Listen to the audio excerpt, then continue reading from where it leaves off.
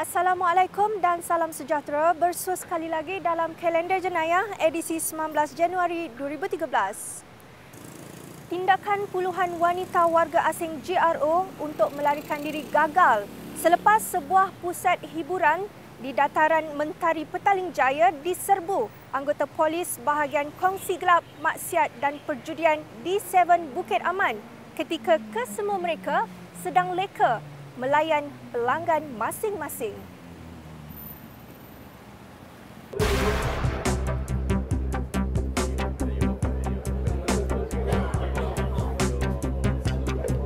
Puluhan wanita warga asing pelayan pelanggan GRO yang menyalahgunakan pas lawatan sosial ke negara ini untuk bekerja sebagai GRO ditahan pihak polis di sebuah pusat hiburan di dataran Mentari Petaling Jaya baru-baru ini. Operasi dilakukan bahagian Kongsi Gelap Maksiat dan Perjudian D7 Bukit Aman bermula jam 11.30 malam itu mendapati pelanggan turut boleh mendapatkan perkhidmatan dari wanita warga asing terbabit di luar premis dengan kadar bayaran RM200. Semua yang ditahan dibawa ke Ibu Pejabat Polis Daerah Petaling Jaya.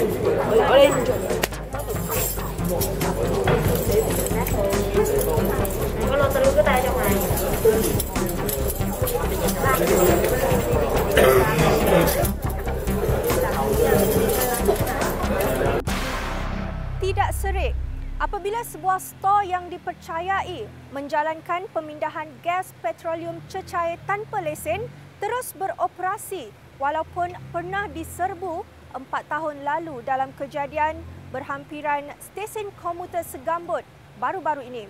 Bagaimanapun, selepas melakukan risikan sejak seminggu lalu, bahagian penguatkuasa KPDN-KK berjaya menahan seorang lelaki tempatan dan seorang lelaki warga Myanmar.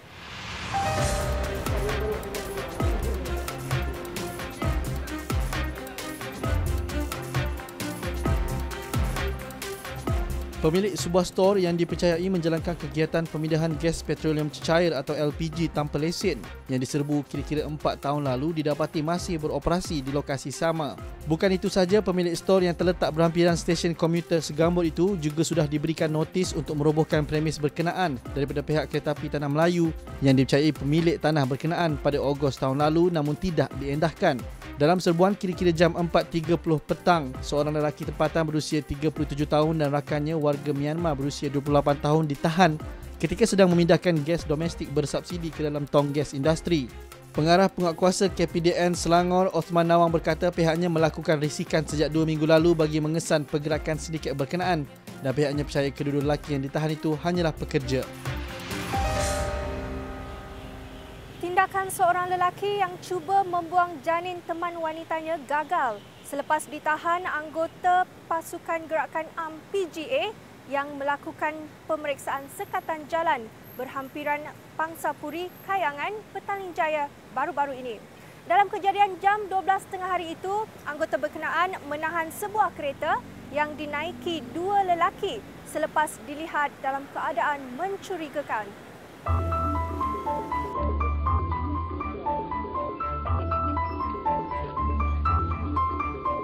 Anggota pasukan gerakan AM yang melakukan pemeriksaan kenderaan dalam sekatan jalan raya berhampiran Pangsapuri, Kayangan, Petaling Jaya terkejut apabila menemui satu bungkusan berisi janin tengah hari Khamis. Dalam kejadian kira-kira jam 12.30 hari itu, anggota berkenaan menahan sebuah kereta yang dinaiki dua lelaki selepas dilihat dalam keadaan mencurigakan dan diarahkan berhenti untuk pemeriksaan.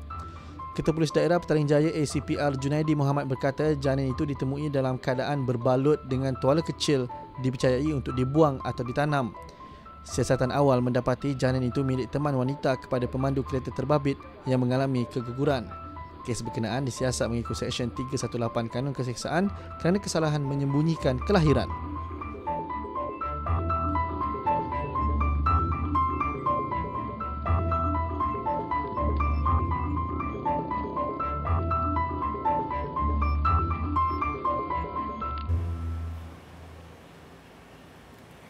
Tindakan seorang pengedar dadah yang cuba menawarkan sogokan skim ansuran membabitkan RM50,000 kepada polis gagal selepas dia ditahan dalam kejadian di Medan Bestari Ipoh baru-baru ini. Pemeriksaan lanjut polis turut menemui satu beg silang berisi serbuk dan ketulan dadah yang dianggarkan kira-kira RM100,000.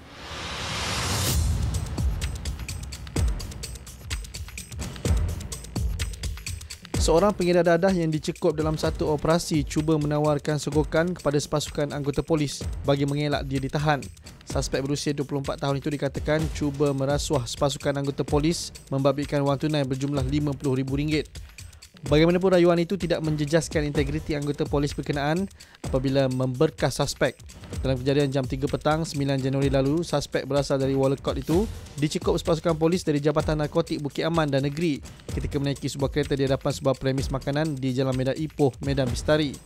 Pemeriksaan lanjut ke atas kereta dinaiki suspek kemudian menemui satu beg silang berisi serbuk dan ketulan dadah jenis heroin seberat 2.29 kg dianggarkan bernilai RM100,000.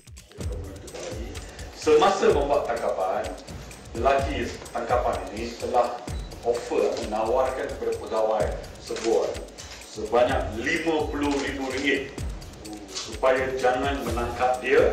And he was making a deal. Dia mengatakan dia akan mendahulukan RM15,000 dahulu, diikuti dengan RM10,000 dia akan dapat bantuan daripada keluarga dia, dan juga dia akan menggadaikan duit emas untuk mendapatkan RM5,000. So that's already $30,000. $30,000 dia boleh dapatkan wang itu.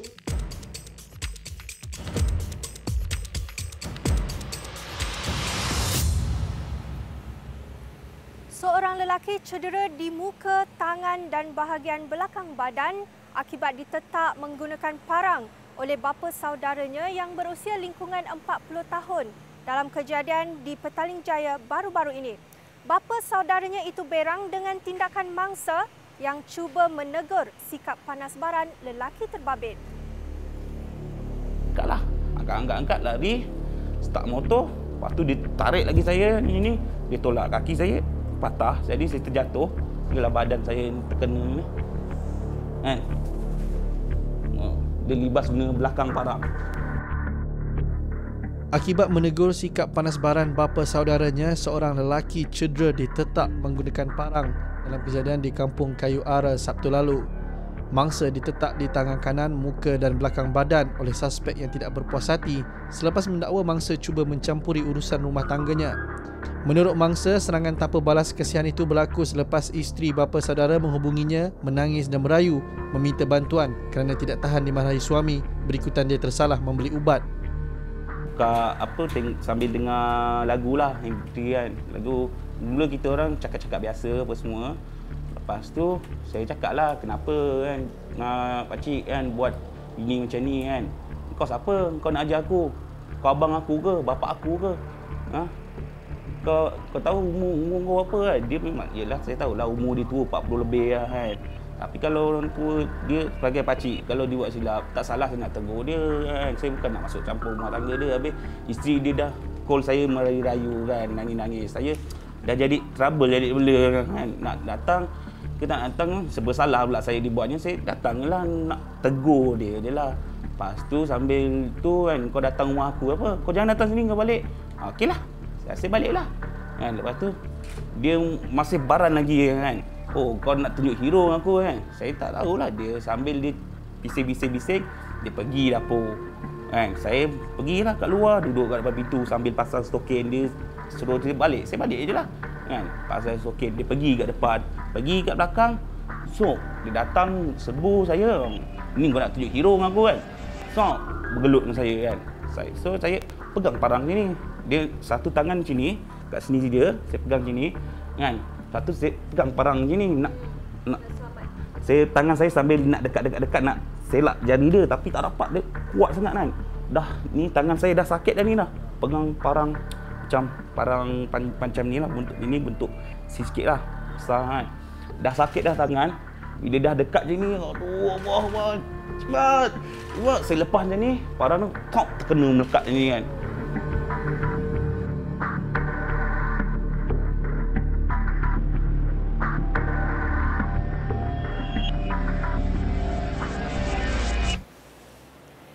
Sekian Sekian dulu untuk paparan kalender jenayah minggu ini. Jangan lupa untuk terus melayari laman web Harian Metro di www.hmetro.com.my untuk mendapatkan lebih banyak paparan video dan berita menarik setiap hari. Sekian dulu, saya Nurul Huda Kosnon dan kru penerbitan kalender jenayah mengucapkan selamat berhujung minggu. Assalamualaikum. Jumpa lagi minggu depan.